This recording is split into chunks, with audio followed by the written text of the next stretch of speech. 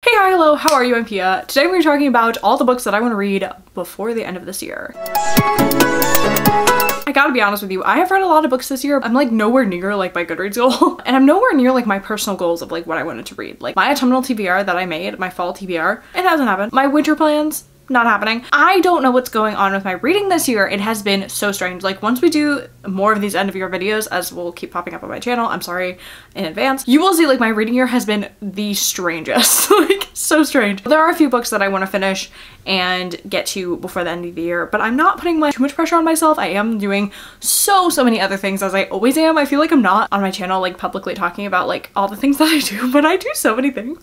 I'm just trying to like give myself a little bit of grace. So like if I don't complete my Goodreads challenge this year, if I don't read all the books on this list this year, that is a-okay. That is a-okay. I'm just gonna be a little sad about it. So let's get into the questions for the end of year book tag. I love doing this book tag, by the way. I love doing it every year. The first question is books that you need to finish by the end of the year. So I first put on here the Elizabeth Taylor book, Grit and Glamour. I've been listening to this for a while. Like I have renewed my loan from the library like 3-4 separate times. I've been reading this for a while. But I'm gonna finish it. I'm gonna finish it super soon. I know I am. I'm really liking this audiobook. I'm really liking the writing style of this. It is a nonfiction biography about the life of Elizabeth Taylor. If you don't know, I love Elizabeth Taylor. Like I recently like became obsessed with her in the last like year and a half. I just wanted to read all about her because like my own research like wasn't cutting it. And I have learned so much. I just think she's such a fascinating person and such a, like a warm soul. I don't know. I feel like it tells the story of a life really well. So I'm really enjoying it. And I will finish it. Maybe before this video's out. Then I would love to finish A Tale of Two Cities. I started this over the summer. I just like don't know when I'm gonna finish this book. I had like a real itch to read a classic and I'm currently not in that mood anymore. But I think I could potentially finish this. I was listening to the audiobook and reading and annotating, and like it's really depressing from what I've read so far. So like not really my cute YA contemporary romance that I like reading. So it's definitely a different vibe. I don't know if it is the vibe. It's definitely like a winter vibe. So like it could be in that next prompt, which is like autumnal books to transition to winter. But dude, I should just finish it. You know what I mean? Like I don't think I've read any other like classics this year. I think I've read a lot of like contemporary classics for like classes and stuff like that. I haven't read any like strict classics. Like come on, like Dickens. I just feel like I have to read this. I just generally like want to read more Charles Dickens. So like why can't I just like finish one of his books? I do not know. But I think it's definitely like a different vibe reading this like outside of a class. Like I feel like I read Oliver Twist when I was in 7th grade, and Great Expectations when I was in my senior year of high school, and like those were both for classes. So it's like very different experience reading a classic outside of class, especially since there's no due dates. So I will finish this.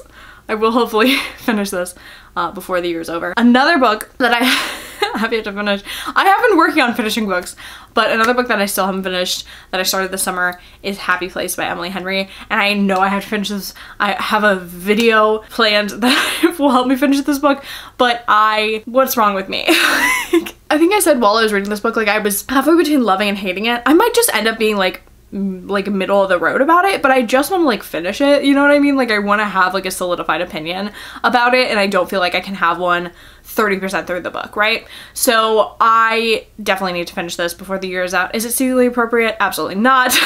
But you know, a summer romance, who doesn't want that any time of year? Next question is, what autumnal books can you transition to winter? So the first is Yumi and the Nightmare Painter. This is a Brandon Sanderson book. I thankfully have the Wilmot from my library, so this might get read soon. Again, maybe before this video is out, because I am just in a reading mood lately. I don't know, don't jinx it, don't jinx it. Okay, this is one of the Cosmere books by Brandon Sanderson, and he's like written all these like side quest projects that are like super special and different, and like he comes out with these beautiful books that like I'm very upset that I don't own like the special like edition that he came out with of this book. Like I don't want to spend $50 on it, but I also want to own it really badly. Anyway, so he basically just like came out with these books, and like it's just like another part of his universe, and I think it is in the universe of, now don't quote me on this, the Mistborn series. Is it in the same universe? I have no idea. I think it's in the same universe as one of his books. Which one? I don't know. But anywho, this is about Yumi and Painter, and painter, his thing is he paints nightmares to like get rid of them. And he's like being chased by nightmares, and Yumi is like having a midlife crisis. Like, she's not old, but she's having a crisis. Their paths end up crossing and intertwining in more ways than one, and they have to kind of figure out why they have come into contact with one another, and what end they need to seek in order to resolve the problems in each of their lives. And yeah, it's like a romance fantasy, and it's Brandon Sanderson's first like romantasy, I think is what they're calling it. So I'm very excited about it. Another autumnal book. I had to include this because this is the November book for my book club at school, and that is The Ballad of Songbirds and Snakes. Like, this feels autumn to me. Like, is this not giving you autumn? Are me and this book not giving you fall? So we're reading Ballad of Songbirds and Snakes because the movie just came out, and we're gonna hopefully go see the movie and hang out and have a blast. I'm actually really excited to read this. I'm really like nervous about it. I don't have like the nostalgia of reading the Hunger Games series when I was younger. I read the Hunger Games series for a video 3 years ago, I think. It's on my channel, you can see it. And I read them all in 24 hours as well. Just me being me. I'm not sure about this one. Also, it's like 500 pages. It's 500 and something pages, which is kind of like intense. And I'm not really happy about that, but I am really excited. Like, I do think that they're like, if it follows the same like pacing and like kind of like story structure as the other Hunger Games books, I'm sure it's gonna be great. But yeah, I'm just definitely like apprehensive going into it because I don't want to put super high expectations on it, especially in going to see the movie. But I am excited to read it because, I mean, it's a new Hunger Games book. Like, come on, you can't beat it. And it definitely feels autumny to me. Okay, I threw this book in here, and now no one come like yelling at me that I'm not gonna read this book, but I thought an autumny book that I could potentially read, because I do want to see this movie, is The Dead Poets Society, because I know it's a book and it's a movie. I have a good friend who loves the movie and talks about it all the time, and I want to like know what it's about, but I like physically cannot make myself watch a movie if I know it's based on a book and I haven't read the book already. Like, it is a like intrinsic part of my personality, so I have to read the book first. And you know what, maybe I will do it. Maybe I will do it. I'm pretty sure it's short. So points for that. I don't know what this is about. I think it's just about a ragtag group of teens and a teacher that they love. Yeah. Next is a new release that has yet to come out that you were looking forward to. Now, there aren't that many considering how late it is in the year, but I would be amiss if I didn't mention Heartstopper Volume 5. I have pre-ordered this. Don't you worry, I'm gonna get my grubby little hands on that. Like, I'm so excited. But it's finally coming out. I think it's coming out the first week of December.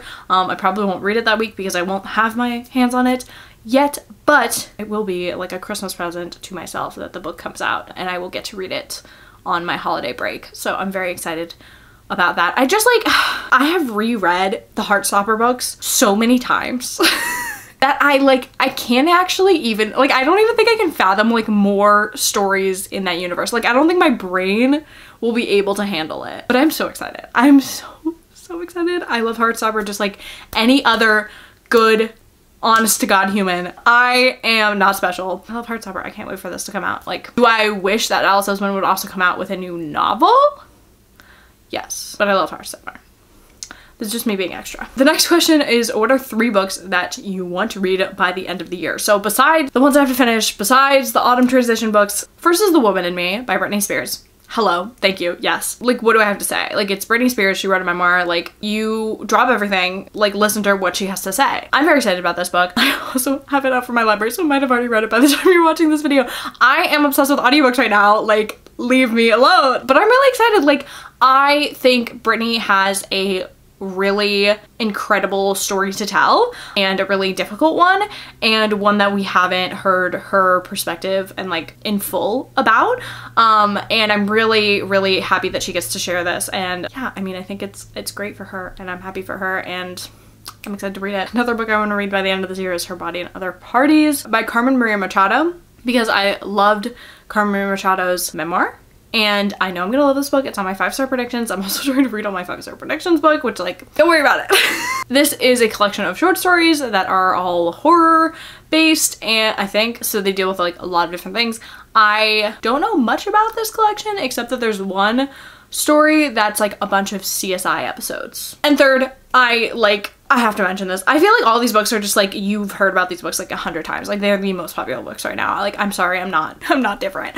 But The Chalice of the Gods. The Chalice of the Gods, I got a signed copy when this came out and I don't have it with me. It's in my apartment, but I have to read this. Like, I really do. And I think part of like what held me off from reading it, like since I got it, is one, my reading slump. More importantly, two, I was kind of like debating doing a reread of Percy Jackson before I read this. I think a lot of people have done that, but I kind of like decided against it just because there are so many books and they're so long. They get really long and I just don't think I have the time. I might go back to them. Like this might just reignite the Rick Riordan, Percy Jackson love in me. Again, these are like books I didn't have nostalgia for and I found later in my reading journey. So like I'm still like hyped as heck to read this. Like I don't think I'll have anything bad to say about this book. I think I genuinely like need this book like for my soul. Like I needed another Percy Jackson book to like cleanse me. Just to get me through finals pretty much. So hopefully it will do that for me. The next question is, what book that you haven't read could wind up being your favorite book of the year? Now I think I already know what my favorite book of this year is. I actually might not. I thought I did. Maybe I don't. One that could end up being my favorite book of the year is one I very recently purchased, again for a video, is The 7-Year Slip. I think I could really love this. I did really enjoy The Dead Romantics. I was going to say The Dead Poet Society and I like already just talked about that book, so something's going on with my brain. 7-Year Slip is another kind of like speculative romance book by Ashley Poston, and in this one, we have a young woman whose apartment can like time travel her back to 7 years from then, and she meets a guy. Like, when is a hot guy gonna show up in my apartment? And he's a chef apparently, he can cook, like, what could go wrong? You know what I mean? So this is definitely like a right place, wrong time situation, and we're just gonna see how it turns out. Now, I haven't read a lot of romance books this year. I'm trying to amend that. I like don't know why I fell off the romance bandwagon for a while. I'm coming back full force. Don't you even worry about it. This was one I had on my most anticipated releases, so like I feel like it could wind up, you know, maybe in the top 10, like I don't know. But yeah, I definitely think I could really love this. I love Ashley Poston's writing. I think that she makes some great romances and I have really loved her books in the past, so it could happen. I hope it happens. I just want a 5-star romance, guys. Next up, the next question is, what are your reading plans for 2024? Now for 2024, I want to decrease the number of books that I'm challenging myself to read. I'm gonna read 150 books instead of 200 books. That was a stupid challenge set by a stupid person who is me on January 1st. Past Pia on January 1st was not the brightest bulb. I think I really want to focus on like reading for fun and for pleasure a lot more than kind of just like reading things like it's a to-do list. I don't know if that makes a lot of sense, but reading as a hobby, I feel like I kind of lost sight of through just the nature of what I do, both being on YouTube and being a student. So I would really love to just like have reading back as a hobby, have reading back as a thing that I do for pleasure and enjoyment, and at the end of the day to like unwind. So I'm really not super focused on like the number of books I'm reading or even like the quality of the books I'm reading. Like I am totally fine with having a lot of 3-star reads, a lot of books that are just entertaining and are just like good in the moment. Like I'm totally fine with that. I just want to like reach for a book more often next year, if that makes any sense. The next question is, what series are you gonna finish? Now there's two things. They're both continuations of the series and not the conclusions, I believe. So I'm twisting this a little bit. But the first is Brothers Hawthorne. This was again one of my most anticipated releases. I did finally get it from the library, so hopefully I will be reading it soon. I really loved the Inheritance Game series. I thought that it just got better with time. And I especially loved the Hawthorne brothers. So they are the main characters of this next book. And I believe there's another book coming out in this universe, maybe in this series. Like, I don't really know. This companion, I don't know how it works. I'm excited to have more kooky, fun little mysteries. They're definitely like super fall. I could even put this on the fall to winter prompt, whatever. But it's basically Knives Out for young adults. So there's lots of like love triangles and fun little mysteries to solve, little puzzles, which I really enjoy. So I really liked it. I'm definitely gonna get to it before the end of the year. Hopefully. And then I have to read Iron Flame. Oh my god, like how have I gone this entire video without mentioning Iron Flame? Like I don't even know. Like I've held myself back. Like I've reined myself in to not mention Iron Flame. I need to read Iron Flame. Like it is not a want but a need. I am so excited.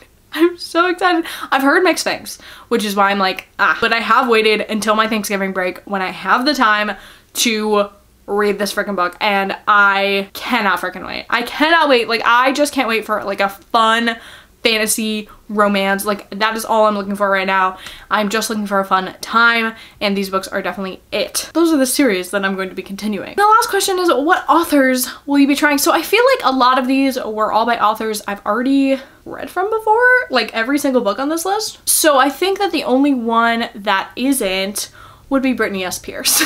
Would be Britney Spears. So I definitely want to read from her. Like, I'm not gonna have the ghostwriting conversation right now, but I am excited to hear her voice outside of the notes app and in a book. So I think that's the author I'm excited to try for the remainder of this year. So those are the books that I'm hoping to read before the end of the year. Kind of lofty plans. I think I can do it, and if I can't, well, you'll hold me accountable. Let me know in the comments down below what books you still have left on your TBR for the year and what you're most excited to read next year, or if you have like reading plans for next year already, like reading resolutions. Let me know in the comments down below. And with that being said, make sure to like and subscribe, do all the things, and I will see you in my next video. Bye!